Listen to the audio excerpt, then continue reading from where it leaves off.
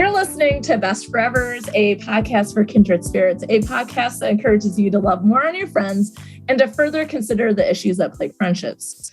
I'm Alysa Lucas, and there's two things you can know about me. One, I love to see friendship wherever it might be. And two, I spend an obscene amount of time on Twitter, which means, I get excited about witnessing friendship on Twitter. So scrolling, following, liking, and replying on Twitter has brought us to this episode and guest today.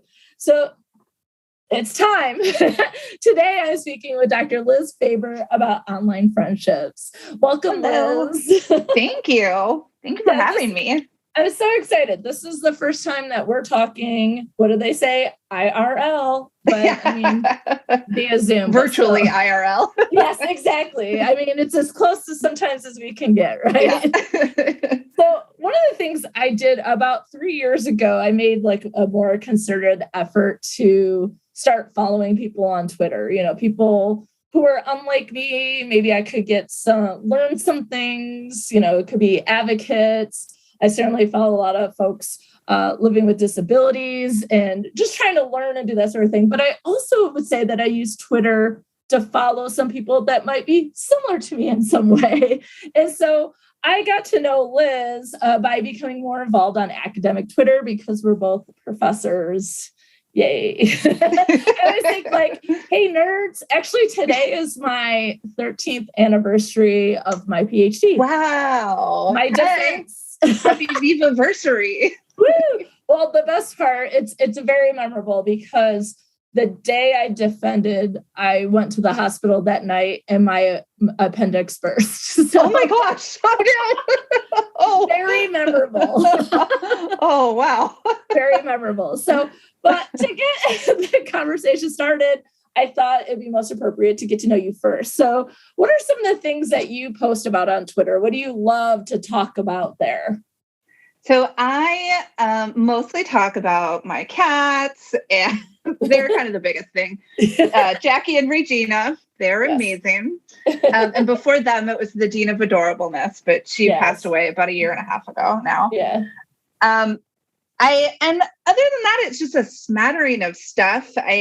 Because I'm a pop culture scholar, I'm a science fiction scholar. Those things kind of mush for me, work and enjoyment. So I tweet a lot recently about our flag means death. I'm obsessed with the gay pirates, Star Trek, that kind of thing. Robots. My research is in representations of artificial intelligence in science fiction. So I'll often tweet about kind of AI or sci-fi stuff, how much I'm angry at the old white guys of sci-fi history. Yes. And then I just spend a lot of time just chit-chatting with people. I think that's my favorite part of Twitter is that I have 12,000 friends. Yeah. Just hang out and pop in every once in a while and talk about random things. I love it. Like I said previously, Twitter is my favorite social media site. I like the more live nature of it and the conversations that happen. And sometimes I just find myself reading. I might not even engage. I'm just like, this is same. Yeah. I don't know anything about this. Let me learn more. I don't have children. Let's learn about this baby formula issue. Right. Even, all these threads, but I love it. You do have 12,000 friends. I don't know how that happened. It's amazing. Well, one of the things that you didn't mention that you post about, but I think is something that consistently that maybe people resonate with, and that is that you post about self-care every single day. Oh, that's true. Yeah, I kind of forget about it because it's part of my everyday now. So I've been doing that for, almost 2 years now. I think I started right after Ruth Bader Ginsburg died.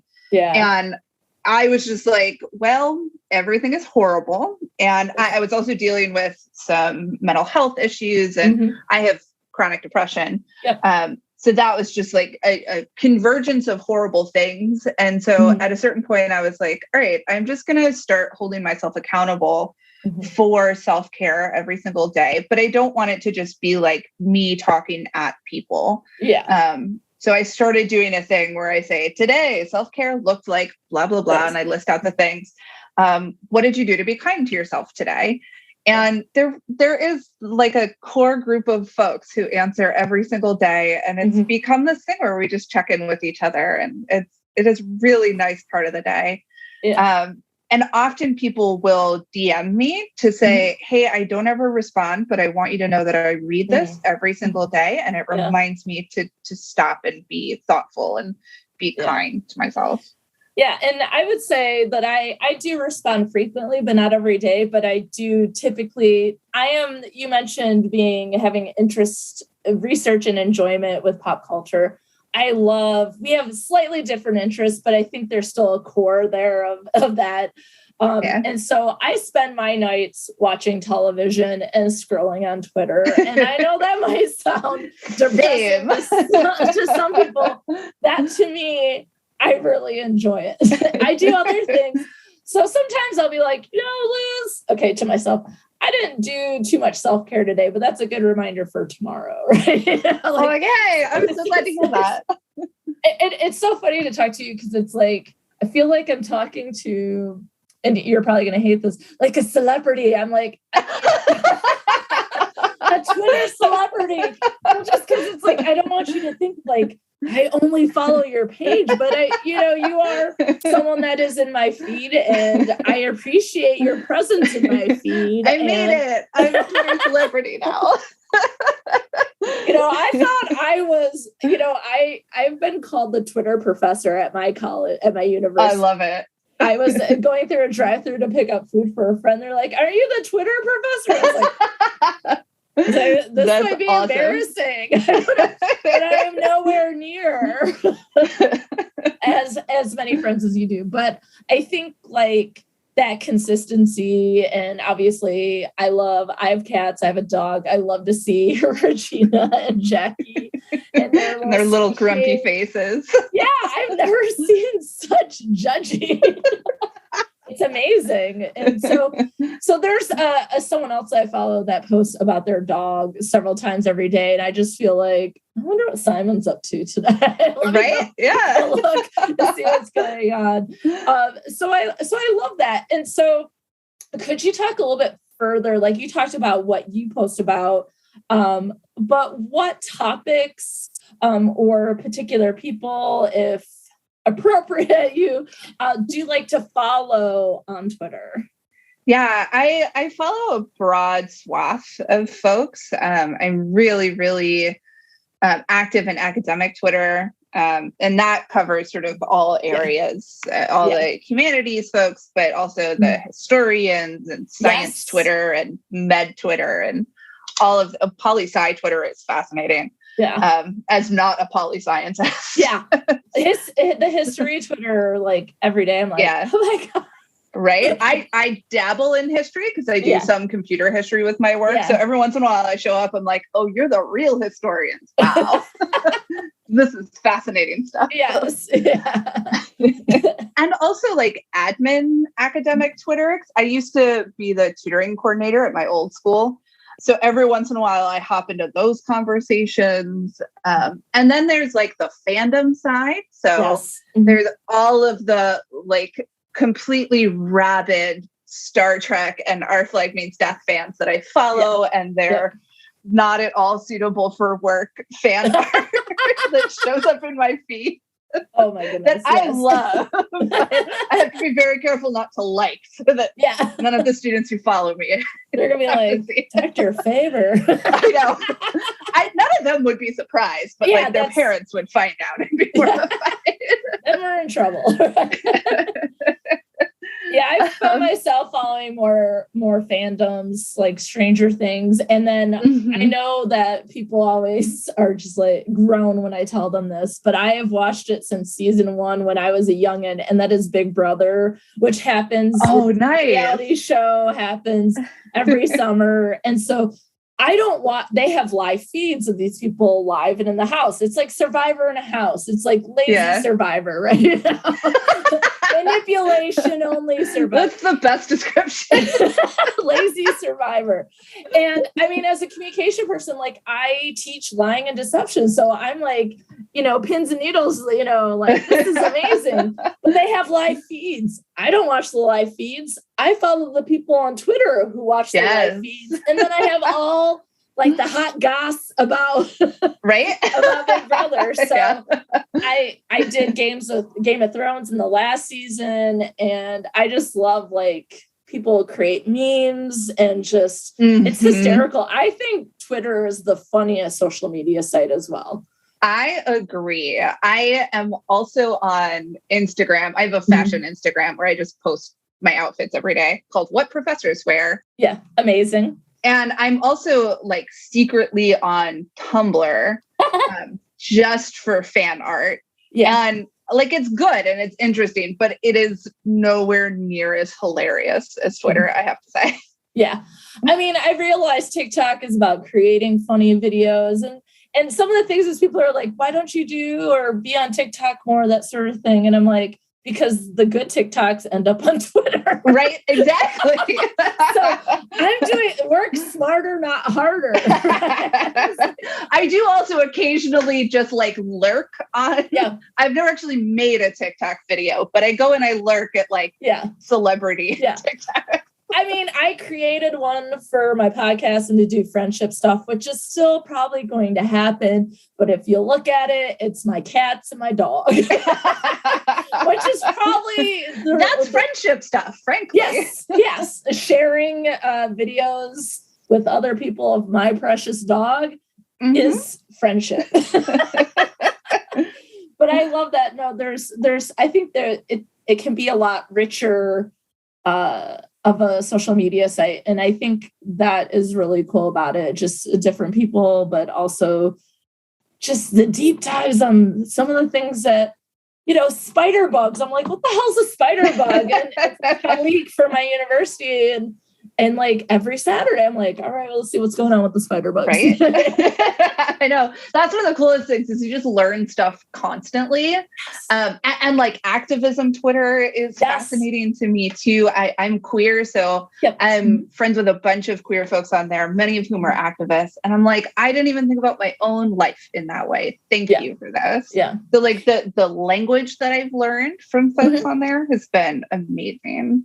You mentioned chronic depression. I have depression and anxiety. So I find a lot of comfort in a lot of things on Twitter as well. I think that also your willingness to talk about some of those things on Twitter resonates with myself. And I'm sure a lot of other people too. And so I think really what we're doing is like a commercial for Twitter. They should be sponsoring us or something. Right? Basically. At least give us some Twitter swag or something. Yeah, exactly. So that what brought me to messaging you. I slid into her DMs on Twitter and asked if she might want to come on Best Forevers to talk about friendship, because she mentioned having 12,000 friends earlier, but I also started noticing that she described them as pocket friends. So Liz, can you tell us about your use of that phrase?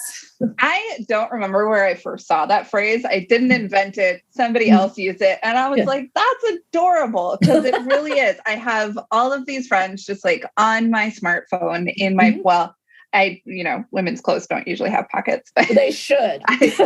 in my purse, right? And it's just so cute. It reminds me of Polly Pocket from when we were kids. And just the idea of like, these people are always with me constantly. And especially as an academic, like I live in an area where I have no friends or family here. I'm not from Massachusetts. I have no reason to live here except my job. And so having this support system through Twitter and having friends in my pocket all day long has been absolutely life-changing. Yeah. I was in a similar situation. I lived in New York and taught at a school in Pennsylvania, and I lived there for 4 years. And when I left, I had, I think, 3 friends that I had met through sewing classes or the Penn State Alumni Association. So I tried to join and do those sorts of things. And I did come back to my home state. I live an hour from my parents now, but I do recognize and want to acknowledge all the folks that are assistant professors or other types of professors, but mainly adjunct instructors too, who are living places where they have no roots or links to folks. And it is quite challenging. And, earlier I said my appendix burst. That happened 2 weeks before I moved to New York. Oh my gosh. I had packed 2 boxes of books and maybe 2 boxes of DVDs, which is like lazy packing, if I can say that. Cloth packing. I'm like, let's do the easy stuff first. Like, we're obviously not going to touch the kitchen until the day we move, right? So, right. But like, my mom ended up staying with me for a month because I was in the hospital twice, and she did the Family Medical Leave Act and all that kind of stuff. And my dad came out, and he had been coming out on weekends, and he finally came out to get my mom, and she went home. And I was like, I'm feeling better. I'm going to start unpacking this box. And so I did, broke the box down. I had some other boxes, broke those down, took the first group out to the recycling, came back, bent over, threw my back out because I had been doing nothing but laying around for a month. Oh my gosh. Now, my apartment was really long. Like, you had a front door to a back door sort of situation. This was in the front, and I basically had to crawl all the way back to get my phone. Oh, no. Meanwhile, I had put my lunch in the microwave, and it was done. And it continued to tell me this every, 2 minutes? It was one of those microwaves that beeps if you forget about it. My gosh. I was reminded about 50 times. I crawl back to my phone, and then I'm like, I don't have anyone to call. I don't know anyone. I haven't met my colleagues yet. I had met them during the interview, but like those connections hadn't happened yet. And then I started crying. And then I looked up and I was like, wait, my appendix just got taken out. I have drugs. But like, that's the thing is like, I realized like, that's just like a moment that I had that really made me go, I don't have the support. It's not like Twitter would have been able to help me. They would have been able to, commiserate. Right. That thread would have gone viral. Yeah, exactly. It would have just been like, a whole lot of conversation. And, maybe I would have met someone that lived in the area. Who knows? But I do think that's a really good point, that this is a way to connect for people. That for me, the connections that I had online became particularly important in the pandemic because I live by myself.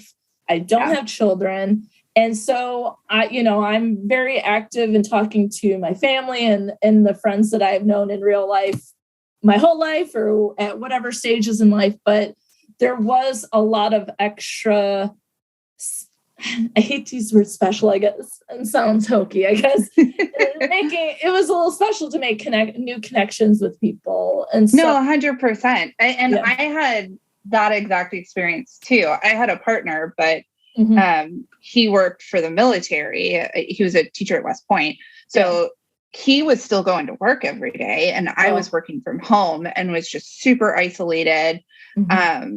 And dealing with depression and anxiety and all those kinds of things.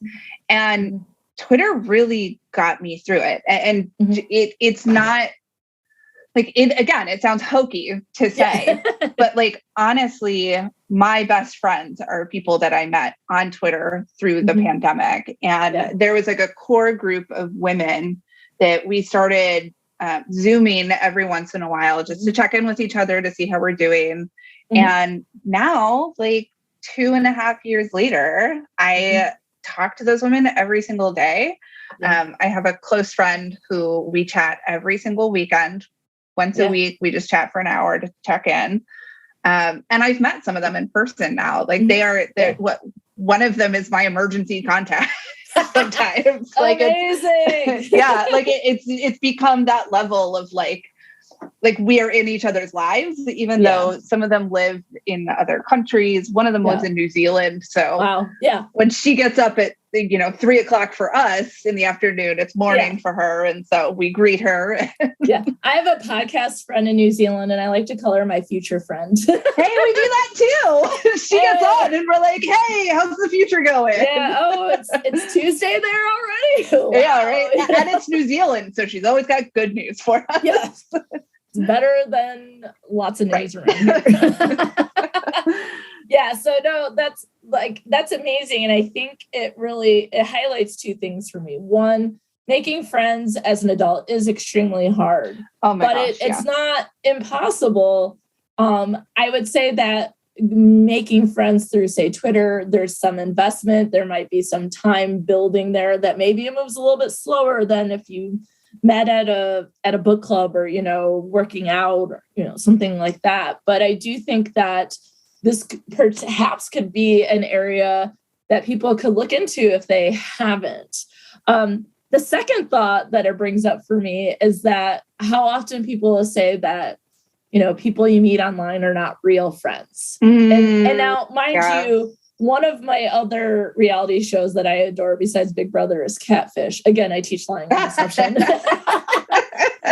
And the latest season of Catfish got me through COVID. So we're going to give a little shout out to Neve and Cammie. I'm not judging. Yeah.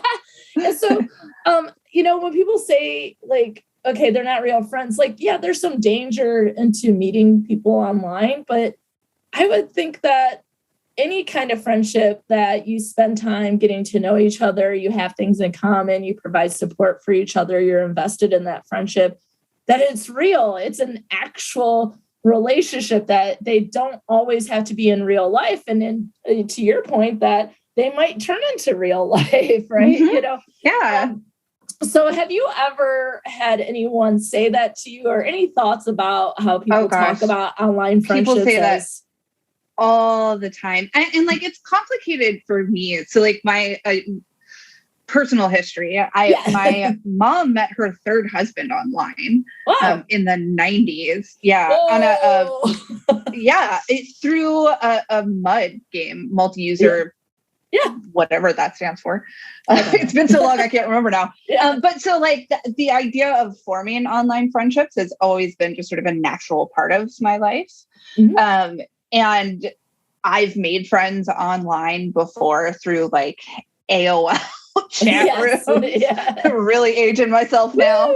But at the same time, there is always that thing of like, people will say to me, well, aren't you worried you're going to get fired if you say the wrong thing on social media? Yeah. And I'm like, well, what do you think I'm going to say on social media that's going to get me fired? That's the first question. Yeah, absolutely. And second of all, no, I'm not. Because if that's the employer I have, that's not the employer I want. And it is not the employer that I have. And, these folks are great here. And maybe also just not very on Twitter. Part of it. That could be part of it too. Yeah, maybe. But I don't have that kind of fear. I think like every once in a while I'll think like, is this person a murderer? Are they going to show up at my house and kill me?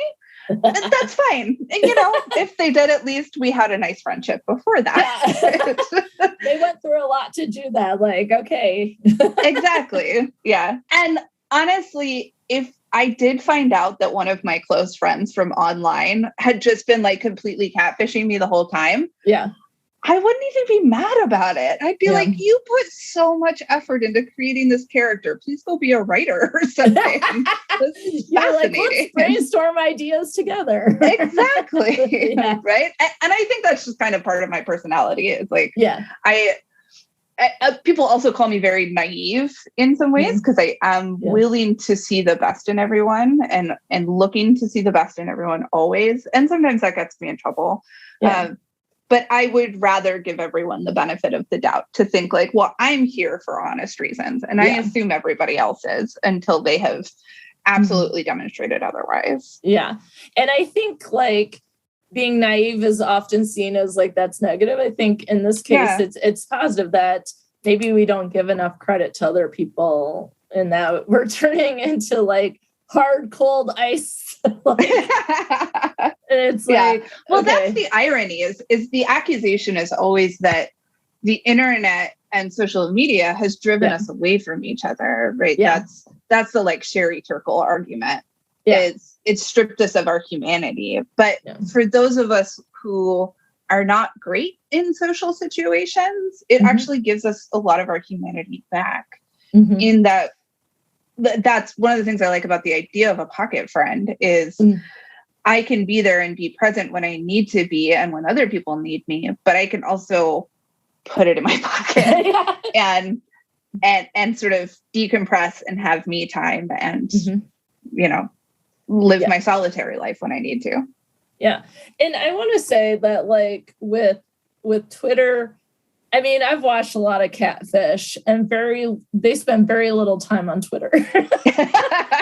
It's Instagram and Facebook. So, and so like, but sometimes you can tell by profile, people are going to be anonymous. There are a lot of anonymous academic profiles. And don't get me wrong. There are people I have blocked on Twitter. Oh, yeah. For sure. Many, many people I have blocked on Twitter. But for the reason of, you're not here for kindness. You're not here to have an actual conversation. You're here to scream into the void, which is fine. Do that away from my profile. Yeah. Well, that's just a great way to protect our own peace and space and all sorts of good stuff. And so certainly the blocking and muting features on Twitter can be our very best friends. That's true.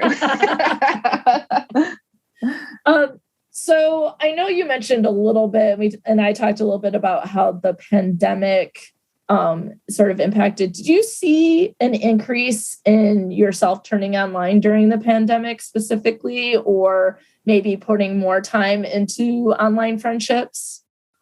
I think so. I was extremely online already anyway. That was something that was building before the pandemic. But I think that I was more focused on professional connections. I was sort of creating collaborations through Twitter. And then when the pandemic hit, I really did sort of turn to, let's talk about emotions now and let's build friendships that don't necessarily have to do with work.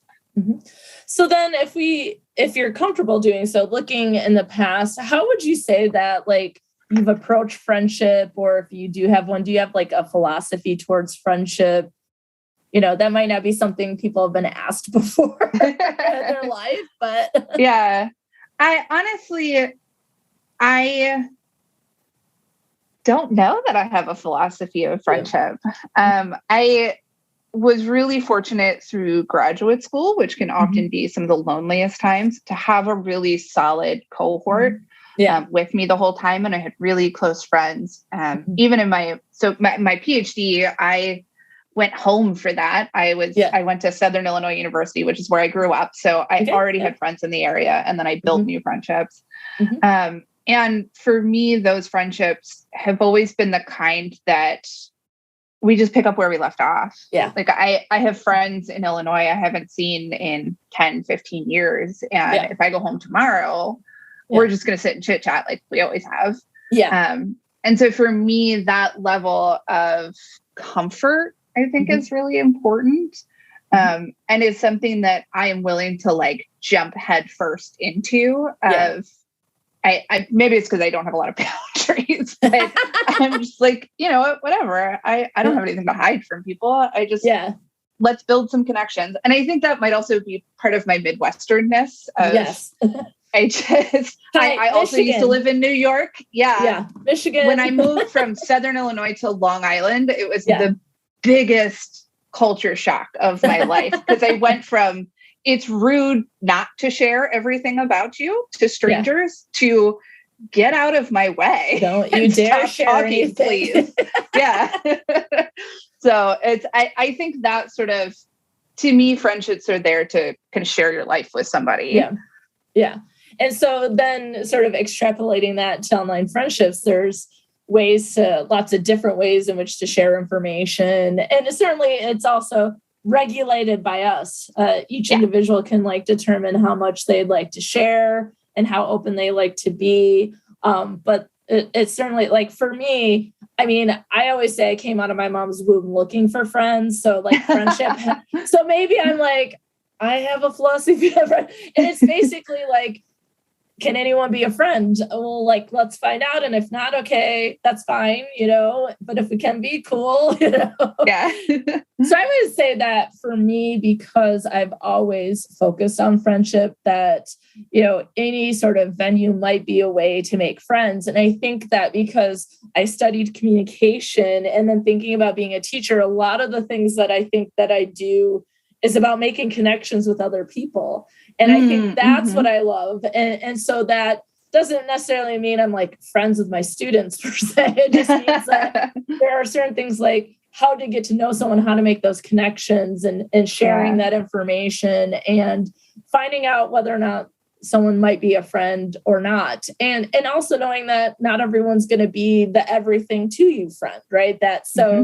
So online friends, you talked about like a core group of women and you would Zoom and it's been 2.5 years and some of those folks you might have met in real life. And so different friendships take you down different paths, whereas there's probably 11,990 other friends that you keep on Twitter.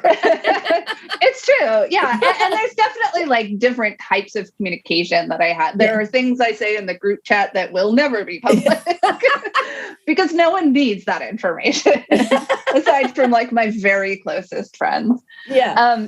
And of course, this is always one of the other critiques of social media is that are you ever really yourself online? Yeah. So who you're getting to know as friends, is that really them? Or is it just a perception of them? Mm-hmm. But for me, like that's every part of existence. Right? Yeah. And maybe that comes from also studying communication, or maybe that comes from being neurodivergent, but like the act of existing as a person is always a performance in some ways. Yes. And is always regulated in some ways. And I don't really see a difference between sitting in a room with somebody and interacting versus typing in a, in a Twitter thread with somebody. Hey, you're preaching to the choir over here because as a communication person, I'm like, what sort of public face am I presenting? Yeah. How do people want to be viewed by other people? What do people decide to share or not share? The only thing for me that might be different is the nonverbal cues, but there might be some leakage, you might not be able to control those all the time, but generally we find ways to communicate emotions. So no, totally. Yeah. And that was one of the big worries with the pandemic, with teaching in particular, was, well, how do I teach students if I can't see their faces? Mm-hmm. Like, first of all, that's ableist. Second of all, you can be blind and be a teacher. That's fine. Yes. But second of all, that's kind of the awesome thing about being online is figuring out how to communicate those things with each other in new and interesting ways. And it forces us to be a little bit more thoughtful, I think, about how we express ourselves. Yeah, for one of the years during the pandemic, because I have asthma, I had an accommodation of teaching online when they were doing like hybrid type stuff where some students are in class and some students are, that's maybe another podcast episode. But one of my favorite things about being online, there's pluses and minuses about everything, right? But one of the things I absolutely loved was the chat function and how students and myself would use that in which to make connections. They're helping each other out. They're getting to know each other. They're, asking questions. And these might have been students who might not have felt comfortable doing so in a class where they were face-to-face with folks. And so again, for me, I think at the core of it, and just why I love friendship so much is like the connection that I think that we see throughout our lives, so other relationships, siblings last a really long time, siblingships, but, not everything lasts forever, but we have friends at every single point of our life. And it's like trying to determine who we're going to be friends with is all based on making those connections. And I think that the pandemic makes you realize that maybe we don't know how to make some connections and that maybe it forced us a little bit to try different venues. That's a really good point. As you were talking, I was thinking I'm really bad at making friends. Like I'll go to a social event and I'm the person standing next to the snack table. Yes. Just like looking at my phone the whole time. Where's the dog? Exactly. Where are the cats at? Right? I make friends with cats very easily. Where are Regina and Jackie? That's where I would be. Yeah. Under the couch. Yeah. And so like making friends is very hard for me, but keeping friends is very easy. And that's one of the things that I like about friendships is I'm like fiercely loyal to my friends and will do whatever I need to do to maintain those relationships. Yeah. And I think that Twitter has actually helped me do that better. Because like I kind of didn't have to do the work of meeting people.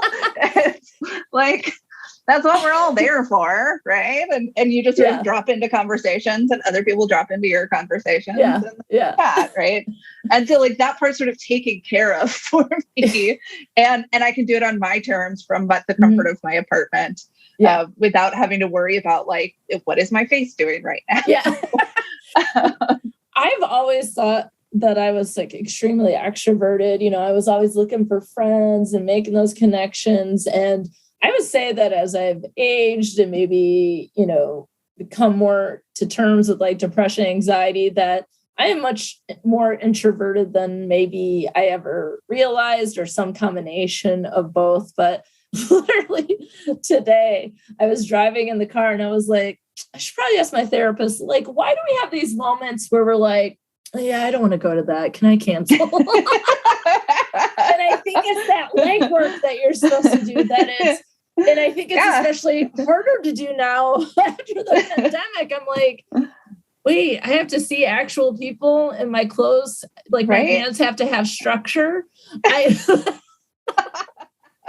Or I had a friend that calls them respectable pants, right? Like, no, I just want to be in, like, my friend calls them hard pants versus hard pants. Yeah. Structured, respectable, hard pants. These are not good words. That's a hard pass for me at this point, I think.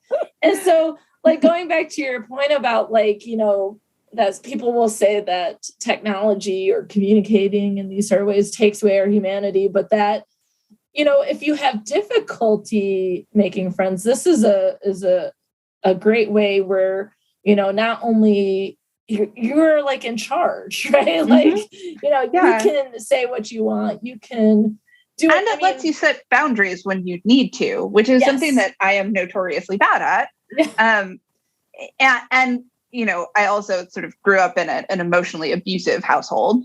And so learning to do that to set boundaries as an adult has been really challenging. And I think that being able to do that online with people I feel comfortable with has been really helpful. And I've also made a lot of friends who are going through similar journeys. And so we can sort of be each other's cheerleaders through it.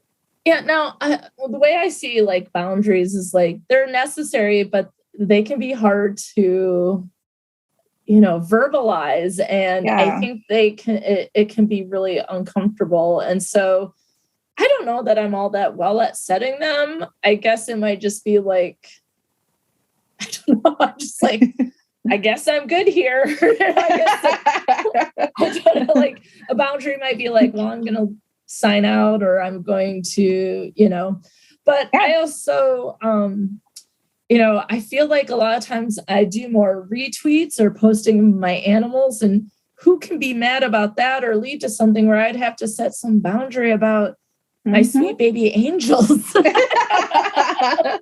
But yeah, that can be really difficult. But again, I think like, you know, sometimes when we're in person, I think feeling like we can say and do things like we might not be ready for it, or we don't know how to do it, or we don't know how to vocalize it. Like a lot of times, you know, even trying to leave a conversation, right? If you're in person, right? I always tell my students, I'm the worst at that.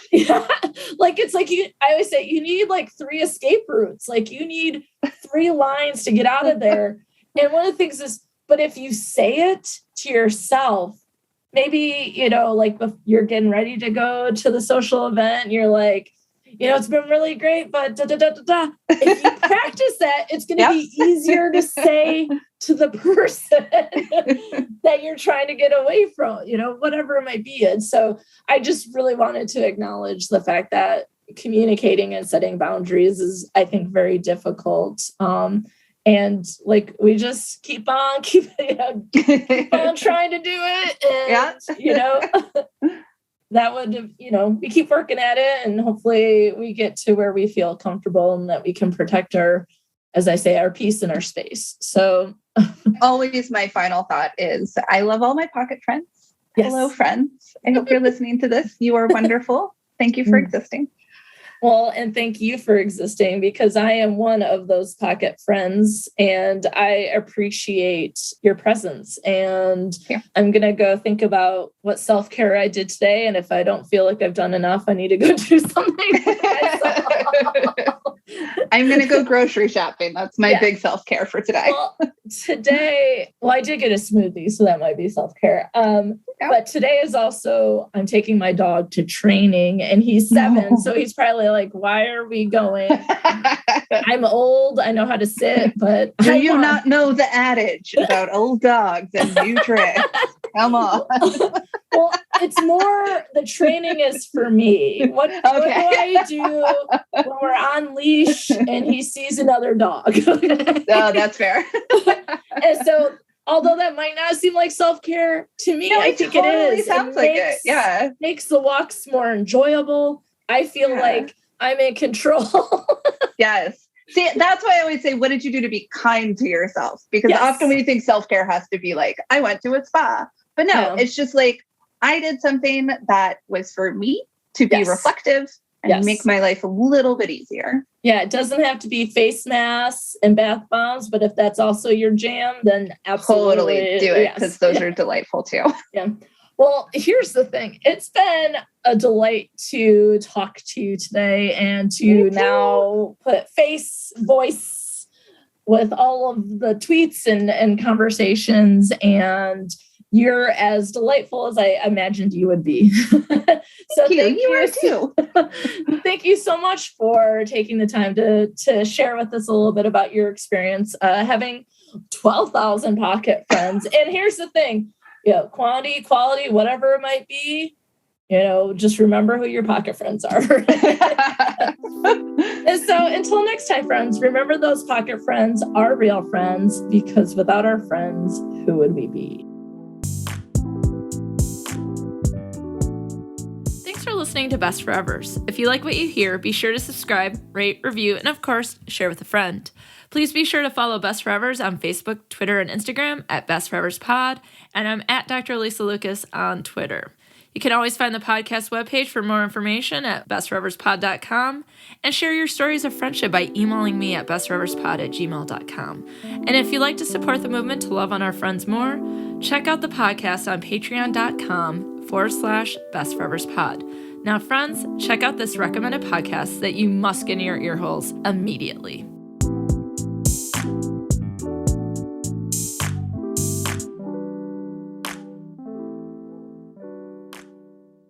Does the current political climate make you want to move to that island in Japan with a bunch of cats? No. Okay, well, you know what I mean, like a beach somewhere, cats optional. Well, yeah, without the cats, because the current political climate makes me want to be in the fetal position all day. Check out Feminists Without Mystique. New podcast episodes released every Wednesday. Me, wow.